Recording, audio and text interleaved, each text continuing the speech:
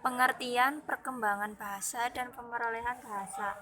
Perkembangan bahasa adalah sama dengan penguasaan bahasa, yaitu proses pemilihan kosakata, kemampuan menyusun kata-kata sederhana, sampai pada kemampuan menyusun tata bahasa sederhana maupun kompleks. Sedangkan pemerolehan bahasa atau language acquisition merupakan kemampuan linguistik yang telah dieternalisasikan secara alami kepada manusia, yaitu tanpa disadari dan dipusatkan pada bentuk-bentuk linguistik. Teori-teori pemerolehan bahasa kedua. Yang pertama, teori behaviorisme. Behaviorisme atau behavioristik merupakan aliran psikologi yang menilai secara objektif pada tingkah laku nyata seseorang, yang dalam hal ini memberikan penekanan bahwa proses pemerolehan bahasa manusia diperolehnya dari luar atau lingkungan. Yang kedua, teori nativisme atau mentalistik. Teori ini lebih berpendapat bahwa bahasa merupakan kemampuan biologis yang dalam hal ini sejalan dengan kemampuan lingual genetis yang telah diprogramkan. Teori yang ketiga yaitu kognitivisme. Menurut teori ini, bahasa bukanlah suatu cara alamiah yang terpisah, melainkan salah satu di antara beberapa kemampuan yang berasal dari kematangan kognitif. Bahasa distrukturi oleh nalar. 4. Teori interaksionisme. Menurut teori ini, pemerolehan bahasa adalah hasil interaksi antara kemampuan psikologis siswa dan lingkungan bahasa. Bahasa yang diperoleh siswa erat kaitannya dengan kemampuan internal siswa dan input dari lingkungannya.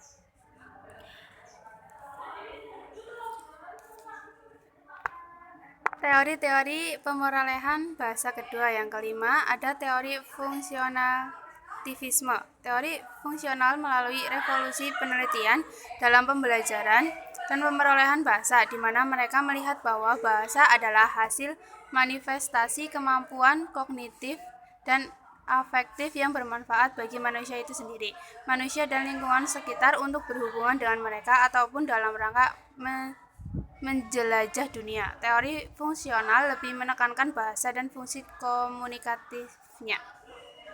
Faktor-faktor yang mempengaruhi pemerolehan bahasa kedua. Yang pertama ada faktor motivasi, yang kedua faktor lingkungan, yang ketiga faktor usia, dan yang keempat faktor bahasa pertama. Tahap perkembangan bahasa anak. Yang pertama perkembangan bahasa usia bayi, yang kedua perkembangan bahasa anak usia dini, yang ketiga perkembangan bahasa usia sekolah, yang keempat perkembangan membaca dan menulis.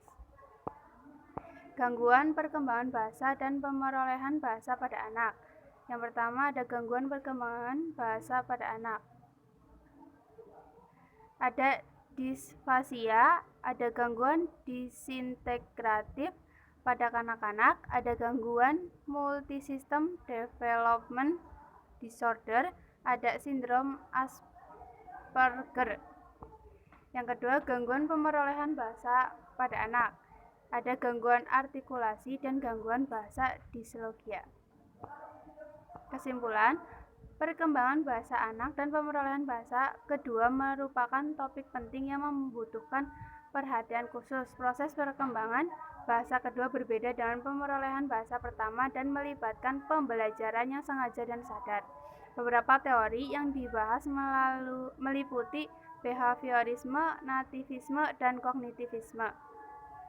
Faktor-faktor seperti motivasi, lingkungan, usia, dan bahasa pertama mempengaruhi pemerolehan bahasa kedua.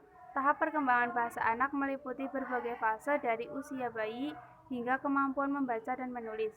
Gangguan perkembangan bahasa pada anak seperti disfasia, sindrom Asperger, dan gangguan multisystem development disorder juga dibahas dalam makalah tersebut. Pemerolehan bahasa kedua pada anak usia dini dianggap penting dan penelitian lebih lanjut terus dilakukan untuk memahami proses ini dengan lebih baik.